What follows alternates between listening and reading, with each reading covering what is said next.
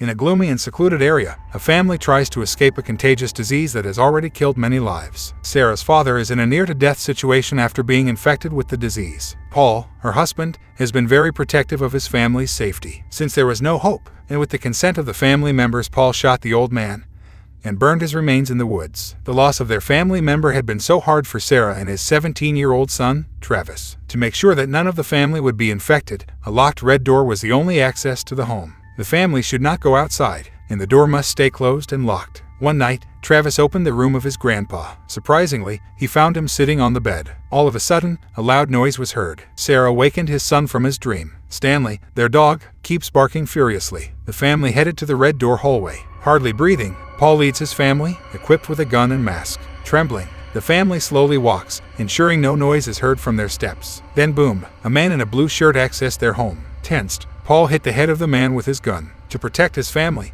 Paul with his son immediately tied the man to a tree to ensure he won't get in contact with his family. Sarah, on the other hand, made sure that the red door was securely locked. After many days, Paul headed to the starving man who broke their door. To gather honest answers, Paul brought water as a reward once the isolated man truthfully revealed his identity. With teary eyes, the man talked to Paul about his family and that he desperately needed water.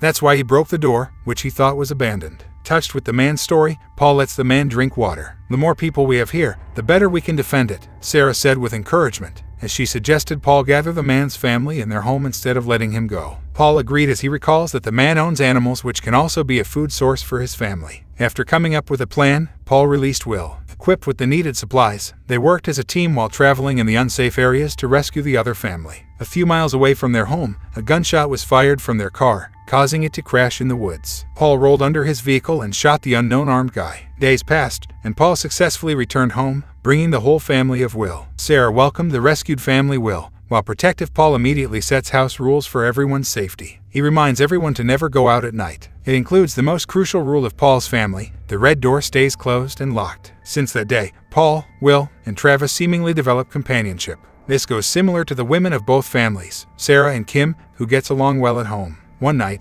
Travis woke up in bed seeing Will's wife, Kim, slowly sitting on top of him. Kim passionately kissed Travis. Travis, with his eyes open, was shocked by the gushing blood flowing off Kim's mouth. With heavy breathing, Travis woke up and realized that he was dreaming. With his lamp on, Travis walked downstairs to the kitchen as he was troubled with his thoughts. There he found Kim sitting, who also couldn't sleep. The two had a random conversation, and Travis started to share that he has had bad dreams for a while. Kim eagerly hears Travis's condition and stories. The two enjoyed talking until Travis suddenly felt tensed when Kim asked his age. The next day, the three males did their routine outside. Paul saw Travis staring at Kim, leaving him a reminder not to trust anyone other than his family. A little while, Stanley, the family's dog, barks out of nowhere, facing the woods. Stanley continues growling, leaving Will, Paul, and Travis concerned. Despite being tied, Stanley managed to escape and headed to the dark forest. Out of panic, Travis hurriedly followed Stanley, shouting. The 17-year-old boy continuously searched for Stanley in the woods. Travis heard a noise. He stopped and aimed his gun. The area was left with absolute silence. He could no longer hear Stanley's bark. Before Travis is about to fire his gun, Paul and Will find him.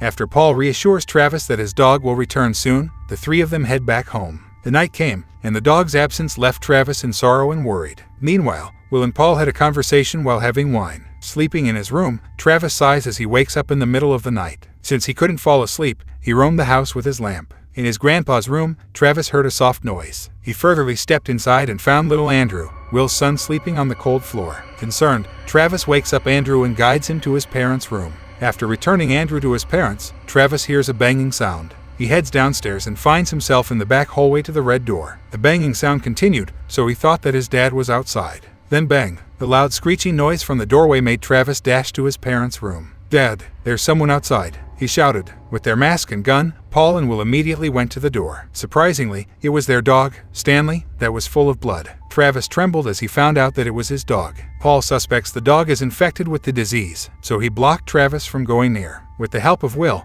Paul burned the dog in the woods for safety. Because of the incident, Paul gathered everyone and told them that only Will and he were allowed to go outside. Protective Paul wonders if Travis opened the room where they found the dog. Travis responded that he didn't touch the door, which was already open. After hearing this, everyone was confused and curious about who opened the door. Travis interrupted and said it was Andrew since he saw him in Grandpa's room having nightmares. Everyone didn't know about that. To clear things out, Paul requested Travis to tell them what happened. Travis insisted that it was possibly Andrew who opened the door. Because of this, Kim asked his son Andrew if Travis' allegations were true. Andrew denied it and said that he also did not see the dog last night. His son's answer did not convince Kim. Paul interrupted and asked if Andrew did sleepwalk, but Kim said no. Will also added that Andrew could not reach the lock, so he couldn't be the one who opened it. Everyone turned their attention back to Travis and asked him if he was honest that it was Andrew. Kim insisted that since it was the middle of the night, maybe Travis was asleep. Travis again, with a firm voice, insisted that he was awake when it happened. Will's family and Travis exchanged dialogues. Paul interrupts and tells the other family to take enough food and water and isolate Andrew in the room. Similar goes for Paul's family. For a couple of days, the two families separated themselves for safety. While in the room, Paul again asked Travis if he was positive about everything he had said earlier. Travis insisted that he never touched the door but held Andrew's hands. Despite his dismay, Paul instructed Sarah and his son calmly to take a shower immediately to be sure. He also added never to leave the room whatever happens. After taking a shower, Travis had trouble sleeping.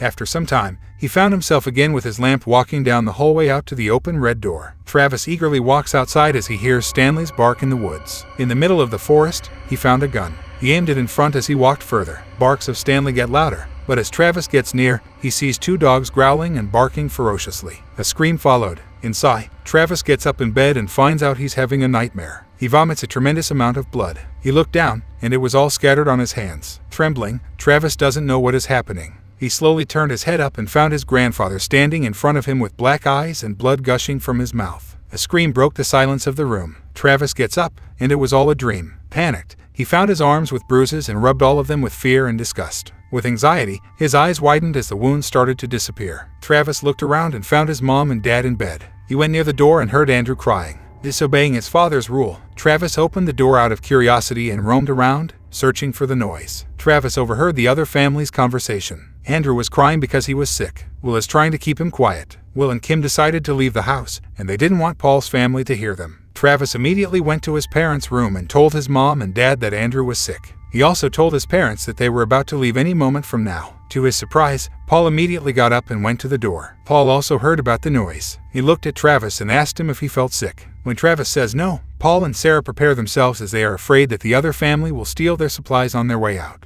Travis, with teary eyes, slowly sat on the floor. He realized that Andrew may have also infected him. Her mom, Sarah, assured him he was fine and that she and Paul would return. Travis was left in the room waiting. With his protective gears, Paul knocks on the door of Will's family room while Sarah stays on the other spot. Will responded that Andrew was crying because he had a nightmare. The tension between the two families occurred when Will's family did not respond. Paul forcibly opened the doorknob while Sarah prepared the gun. Because of Paul's firm voice, Will slightly opened the door and talked to Paul. Will asked Paul where's Sarah and Travis. Before Paul could respond, Will aimed the gun at Paul. Afraid and nervous, Paul raised his hands while Will disarmed him. Will ordered Paul to come in and immediately shut the door. With the gun still aimed at Paul, Will, in a loud and stuttering voice, told Paul to remove his mask and insisted that no one was sick in his family. Trembling, Paul released his mask and stayed in the corner. In a serious tone, Will sighs as he thanks Paul for everything. It was also at that moment that he revealed to Paul that their family would be leaving. With fear, Paul stays quiet as he sees Will's family carrying all their supplies. Paul couldn't do anything but follow Paul's orders. Will told his wife to go ahead of him.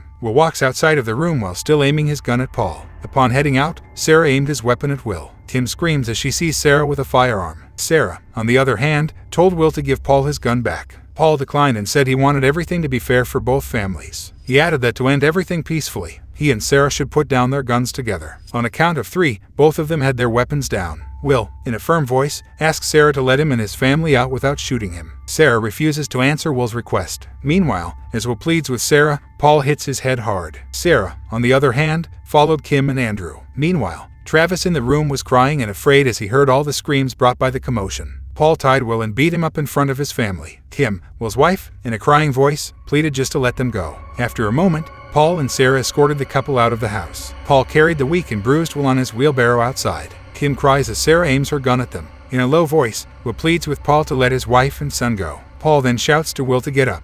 Out of anger, Will, with all his remaining strength, managed to get up and punch Paul this time. Travis, on the other hand, immediately went outside of the room and ran out. Will beat up Paul, hardly breaking Paul's face. Sarah couldn't anymore let his husband be wounded, so she fired the gun, killing Will. Paul, on the other hand, immediately grabs the gun and aims it at running Andrew. He was successful. Little Andrew was shot. Kim stops and hysterically cries as she sees her son dying. Due to anger, Kim screamingly instructed Paul also to kill her. Paul did not hesitate and killed Kim. Silence followed. With crying eyes, Travis reached outside and couldn't process what he saw outside. Later that day, all the family members remained silent in trauma. Travis runs to the sink and vomits blood like he used to. Paul, on the other hand, calmly drinks wine while Sarah sighs as she recalls the events. The next day, Travis woke up seeing his mom on his bed. Travis had bruises on his face, similar to his grandpa. "It's going to be okay. You can let go," says his mom. Travis slowly closed his eyes and found himself in the hallway with his lamp going out the red door. Paul, as the head of the family, protected them for a long time,